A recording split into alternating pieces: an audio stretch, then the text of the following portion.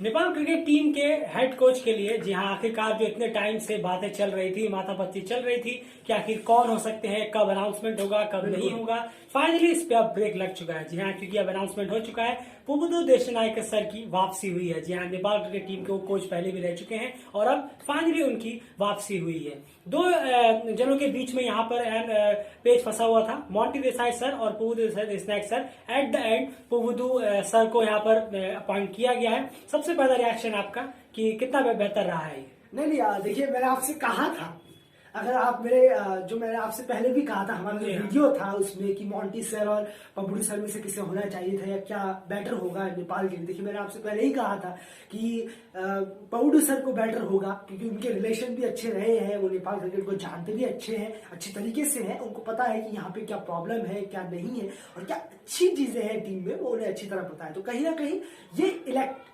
अच्छा हुआ है कि पबुडू सर आए हैं और जो टीम के साथ वो जुड़े थे, टीम को इतना अच्छा एक चैंपियन की तरह निकाला था टीम को। अब उम्मीद है कि चलिए फिर से वो टीम को एक और बार निकालेंगे जरूर वर्ल्ड कप के लिए। जी हाँ, बिल्कुल। और पबुडू सर यहाँ पर इस टीम के कोच अपॉइंटेड हो चुके हैं। अब सबसे बड़ी बात यहाँ पर है, 4-5 चीजें ऐसी हैं जो सबसे बड़ी इन पर उनके सामने चैलेंजेस होंगी। और सबसे बड़े चैलेंज के तौर पर अगर हम यहाँ पर बात करें तो उनके पास है 2 महीने बाद होने वाला ग्लोबल क्वालिफायर। जी हाँ, वक्त काफी कम है। अब यहाँ पर वक्त आ गया है कि जब जैसे ही कैन अनाउंस करे कोई सीरीज रिलीज का, उसके लिए प्रैक्टिस सेशंस, कैंप्स वैम्प्स में किस तरह से तैयारियां करवानी होंगी नेपाल को, क्योंकि कम वक्त बचा है और एक बड़ा इवेंट 2 महीने बाद यानी ग्लोबल क्वालिफायर्स आने वाला है। क्या लगता है वो कितना बड़ा चैलेंज ये होगा और किस तरह से तैयारी करानी चाहिए उनको इतने कम समय में कि नेपाल बेहतर कर पाए और क्वालिफाई कर? बिल्कुल, देखिए अब तो फटाक से यहाँ फटाफट जितनी जल्दी हो स्पीड में कैंप को शुरू किया जाए, ज्यादा टाइम न लिया जाए, क्योंकि कोच में ही अभी इतना टाइम लग गया है। सीरीज जब भी हो, लेकिन कम से कम कैंप में ना कि आप जरा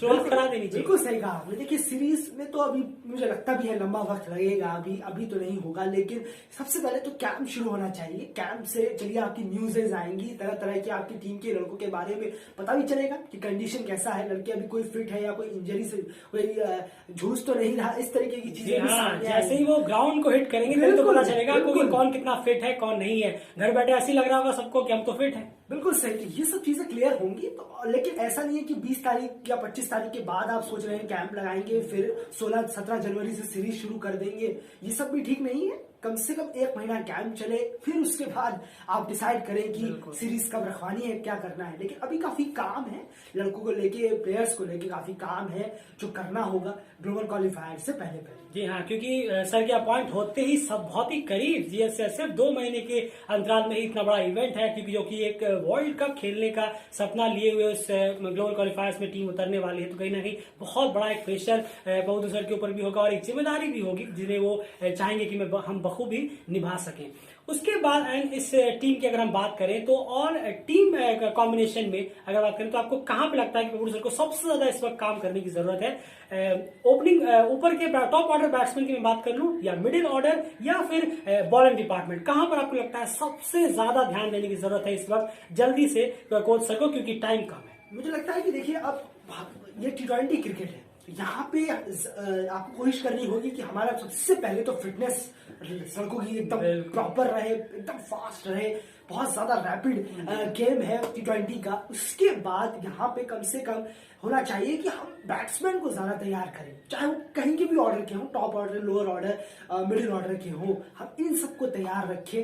अपने बैटिंग खासकर अगर हम स्कोर दे पाएंगे ना ज्यादा, तो दूसरी टीम प्रेशर में आ जाती है। अगर हम अच्छा स्कोर करेंगे तो ये अच्छा होगा नेपाल के लिए, कि नेपाल अगर ये सोचे कि हम स्कोर अच्छा करेंगे, 180, 190 इस तरीके का स्कोर हम सामने वाली टीम को देंगे, तो ऑटोमेटिक है कि बहुत ज्यादा प्रेशर उन पे बनेगा। तो बॉलिंग यूनिट तो है ही अच्छी, बॉलिंग कुल मिला के बैटिंग में ज्यादा काम करने की जरूरत ध्यान चाहे किसी भी ऑर्डर में। जी हाँ, किसी भी ऑर्डर में हो। और सबसे बड़ी बात ये देखने वाली भी है कि अब प्रेजेंट क्रिकेट कंडीशंस जो है, जिस तरह की क्रिकेट कंडीशंस है, जैसे कि सुनने में आया कि आईसीसी ने नेपाल क्रिकेट टीम की जो फंड है उसे भी बढ़ाया गया है, फंड बढ़ाया गया है नेपाल का। तो इससे कहीं ना कहीं कुछ अब देखना होगा आगे कैन इसको किस तरह से यूटिलाइज करते हैं, नहीं करते हैं, वो तो क्या बात की बात है। लेकिन इस तरह की कंडीशंस में, जैसे कि अभी काफी लंबा वक्त हुआ है, क्रिकेट नहीं हुआ है, और आगे देखना होगा किस तरह से क्रिकेट होने हैं, क्योंकि वर्ल्ड क्रिकेट लीग 2 भी चल रहा है, वहां पर भी ध्यान रखने की जरूरत है। क्योंकि अब क्या होगा यहाँ पर पबुडू सर के के सामने एक और चुनौती ये है कि वर्ल्ड क्रिकेट लीग 2 में इतना तो कंफर्म हो चुका है कि सारे राउंड्स तो होने से रहे,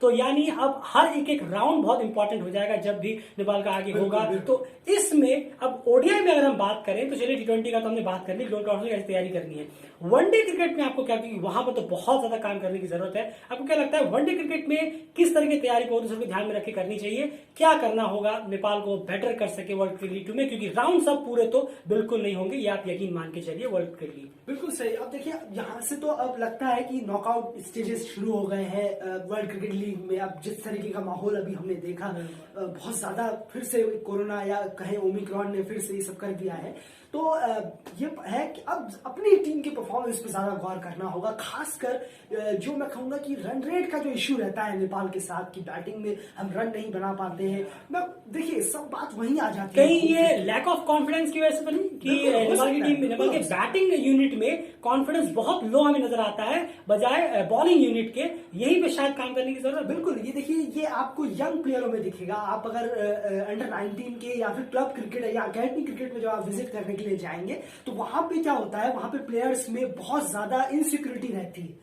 इनसिक्योरिटी मैं अपने पर्सनल थोड़े एक्सपीरियंस से ही बता रहा हूँ। बिल्कुल मैं अपने पर्सनल एक्सपीरियंस से बता रहा हूँ कि बहुत ज्यादा इनसिक्योरिटी रहती है कि मुझे इस बॉल को नहीं छेड़ना है, अच्छी आगे आ रही है बॉल लेकिन उसको भी डिफेंस करना है। तो ये सब नेपाल की टीम में दिखता है, काफी दिखता है कि स्ट्रेट ड्राइव की बॉल है उसको भी आप डिफेंस कर रहे हैं, कवर की बॉलें हैं उसको आप डिफेंस कर रहे हैं। तो इस तरीके का चीज बहुत ज्यादा देखने में आता है ये उन्हें नेपाल क्रिकेट की टीम में। तो इस बैटिंग को ठीक करना होगा, और रन रेट का जो इश्यू रहता है वो कैसे ठीक होगा, कोच आएंगे, कोच सिखाएंगे कि आपको कहाँ का किस जगह का सिंगल डबल लेना है, ग्राउंड में खड़े होके वो आपको जब प्रैक्टिस सेशंस होंगे तो बताएंगे कि कैसे कैसे करके क्या करना है। जी हाँ बिल्कुल। और ये एक चीज जो है नेपाल क्रिकेट टीम में बहुत लैक है कि लैक ऑफ कॉन्फिडेंस नजर आता है बैटिंग यूनिट में, खास करके आप अच्छी बॉलों को भी जिसमें आपको रन आ सकते हैं उस पर भी आप प्लेट कर रहे हैं, उसको भी आप डॉट में यूज कर रहे हैं। यही चीजें प्रोड्यूसर को ठीक करने की जरूरत है। ये याद रखिए ना, ये हम ओडीआई क्रिकेट की बात कर रहे हैं यहाँ पर, इस वक्त T20 की बात नहीं कर रहे हैं। तो वहां पर अगर आप डॉट ज्यादा खेलते हैं, क्योंकि ये क्लियर नजर आता है, एंड बॉडी लैंग्वेज से भी, बॉडी लैंग्वेज भी कहीं ना कहीं काम करने की जरूरत है। वनडे क्रिकेट में हम देखते हैं बॉडी लैंग्वेज में बॉलिंग यूनिट काफी कॉन्फिडेंट नजर आता है, लेकिन बैटिंग यूनिट का जो रवैया है वो काफी लचीला या फिर आप कहते हैं ढीला नजर आता है। बैटिंग यूनिट में लैक ऑफ कॉन्फिडेंस की नजर आता है, और इसे कहीं ना कहीं ठीक करने की एक बहुत बड़ी जिम्मेदारी प्रोड्यूसर की होगी, क्योंकि वर्ल्ड क्रिकेट लीग 2 में अगर वर्ल्ड कप आगे जाकर खेलना है, 50 ओवर में खुद को बेटर करना है, तो ये चीज ठीक करनी जरूरी होगी। अब जैसे कि वापसी उनकी हुई है, इतने टाइम बाद उनकी इस टीम में वापसी हुई है, इस वक्त आपको क्या लगता है 3 सबसे बड़े इश्यूज जो उन्हें होंगे नेपाल टीम को, वो भले कोचिंग दे लेकिन ऐसे 3 बड़े इश्यूज जिनको उनको ठीक करने होंगे, तभी जाके ये टीम बेटर कर पाएगी आने वाले उनके टाइम में, वरना फिर बहुत मुश्किल हो जाएगा। लेकिन उस ठीक करने में उनको दिक्कतें जो आएंगी, वो दिक्कतें क्या हो सकती है? देखिए दिक्कतें तो बहुत सारी हैं। हम जानते हैं कि बोर्ड्स का जो इंटरेस्ट रहा है क्रिकेट को लेकर वो बहुत ज्यादा कम रहा है।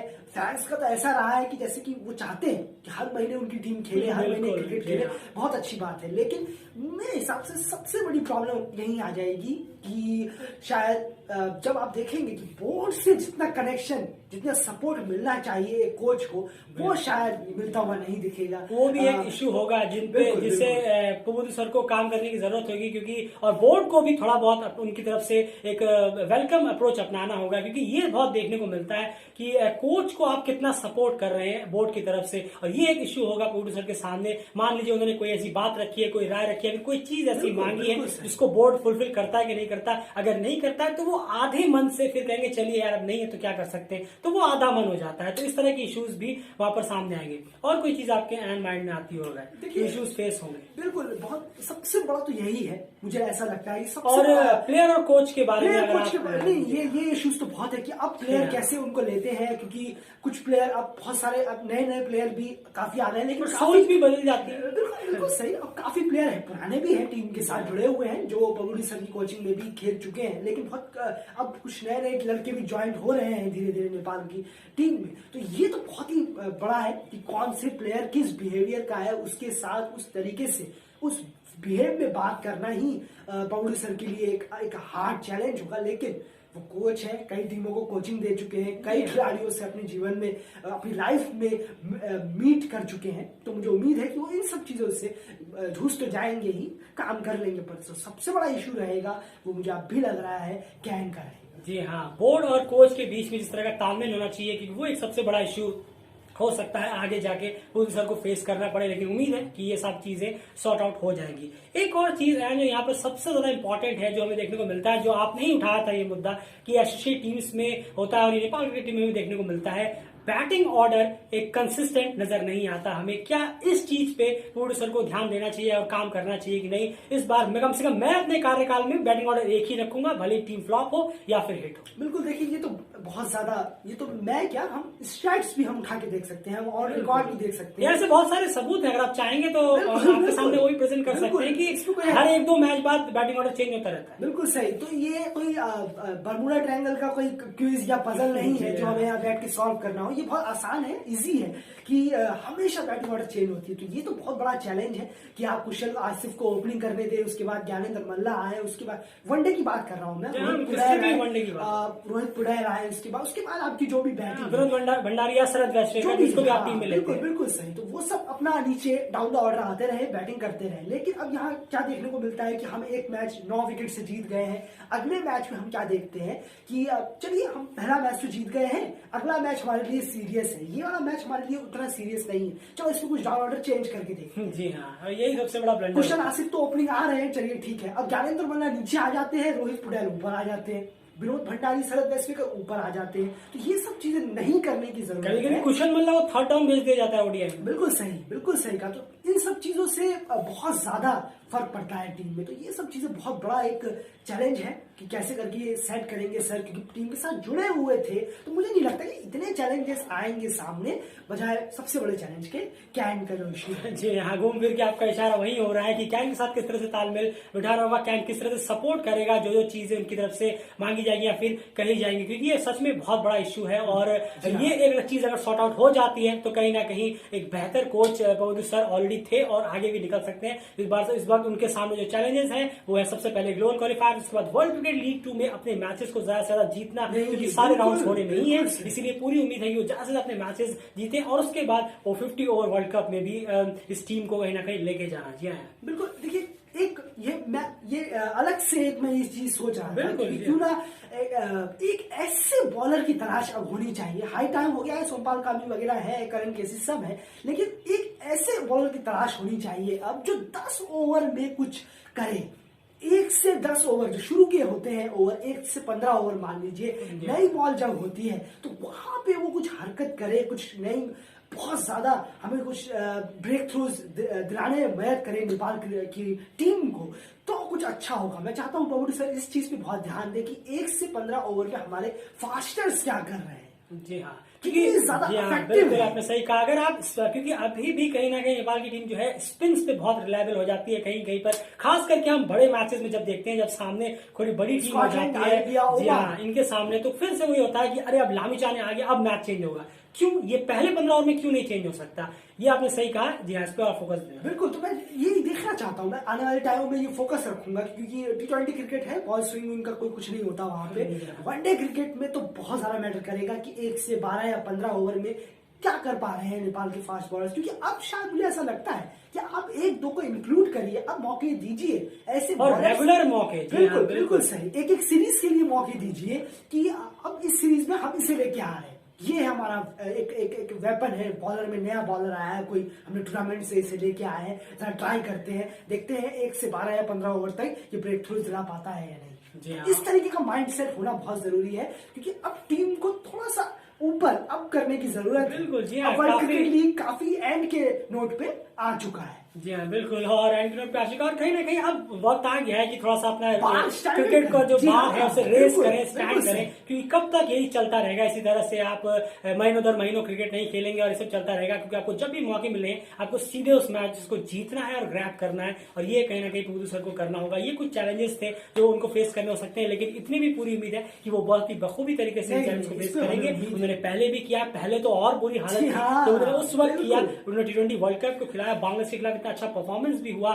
नेपाल का, तो कहीं ना कहीं ये पूरी उम्मीद है कि इस न्यू कंडीशंस में भी वो काफी बेहतर करते हुए नजर आएंगे। तालमेल देखना होगा, और सबसे ज्यादा अब जो फिलहाल नजर होगी वो होगा ग्लोबल क्वालिफायर्स में, और ये हम देखना चाहेंगे कि कैंप आखिर कब से शुरू करवाते हैं वो। और इसमें देखिए आप कैंप यहाँ पर शुरू करने की जहां तक बात है, फिर से आपकी बात आ जाती है, मान लीजिए प्रोड्यूसर्स चाह रहे होंगे कि अगले एक हफ्ते में कैंप स्टार्ट हो जाए, लेकिन वहां पर अगर कैंप का रवैया अगर ढीला हुआ, अगर उन्होंने कहा कि नहीं अभी नहीं, दिसंबर लास्ट टाइम शुरू करेंगे या फिर जनवरी 1 से शुरू करेंगे, तो फिर वो हो गया ना आधे मन वाली बात। बस यहीं पर कहीं ना कहीं दिक्कत होने वाली है, और यही लेट लतीफी चीजें जो है ग्लोबल क्वालिफायर्स में कहीं ना कहीं ड्रीम तोड़ सकती है नेपाल क्रिकेट टीम का, क्योंकि वो एक टीम है जिसको अब वक्त आ गया है ग्लोबल क्वालिफायर्स में ये दिखाने का कि क्यों वो एसोसिएट्स में नंबर 1 T20 टीम है, और उसमें सबसे ज्यादा जो हाथ होगा वो कहीं ना कहीं प्रोड्यूसर का हो सकता है, जो नए कोच इस वक्त अपॉइंट हो चुके हैं नेपाल के लिए। एट द एंड प्रोड्यूसर से आपको कितने एक्सपेक्टेशंस हैं, और क्या लग रहा है आपको ग्लोबल क्वालिफायर्स में कितना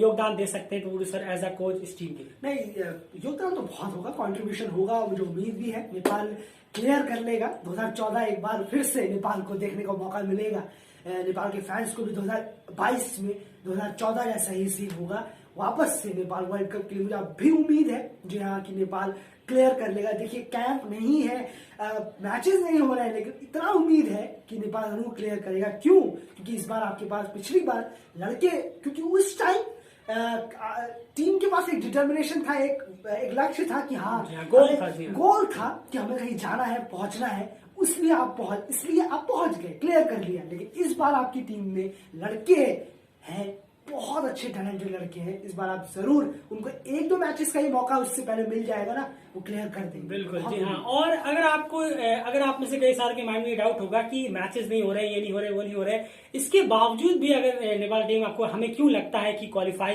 कर जाएगी, अगर आप इस पे वीडियो चाहते हैं तो आप कमेंट बॉक्स में जरूर बताइएगा। इस पे हम आपको वीडियो बनाएंगे और विद एग्जाम्पल्स आपको बताएंगे कि जो 16 टीमें पार्टिसिपेट कर रही हैं उनमें क्यों आखिर हमें लगता है कि ये टीम बिना ज्यादा मैचेस खेले भी क्वालिफाई कर सकती है। उसका विद प्रूफ फैक्ट्स के साथ हम आपको समझाने की पूरी कोशिश करेंगे। तो इस वीडियो में इतना ही। वीडियो को प्लीज लाइक जरूर करिए, और पुंडू देसाई के सर के लिए डेली क्रिकेट की तरफ से फुल्ली थम्स अप है, क्योंकि पूरी उम्मीद है कि सर जबरदस्त कोच साबित हो सकते हैं नेपाल के लिए, जैसे वो पहले भी रहे थे। फिलहाल वीडियो में इतना। चैनल को सब्सक्राइब कर लीजिए, ट्विटर पर हमें फॉलो करिए, लिंक डिस्क्रिप्शन में है। ट्विटर पे क्रिकेट न्यूज अपडेट, सारी न्यूज जो भी आप अपडेट सुनते हैं सब ट्विटर पे हम लगातार इससे पहले ही वहां पर अपलोड कर चुके होते हैं, तो आपको वहां पहले ही मिल जाएगा। डेली क्रिकेट DC ट्विटर पे हमारा पेज जरूर फॉलो करिए। फिलहाल इस वीडियो में इतना ही गाइस, बाय।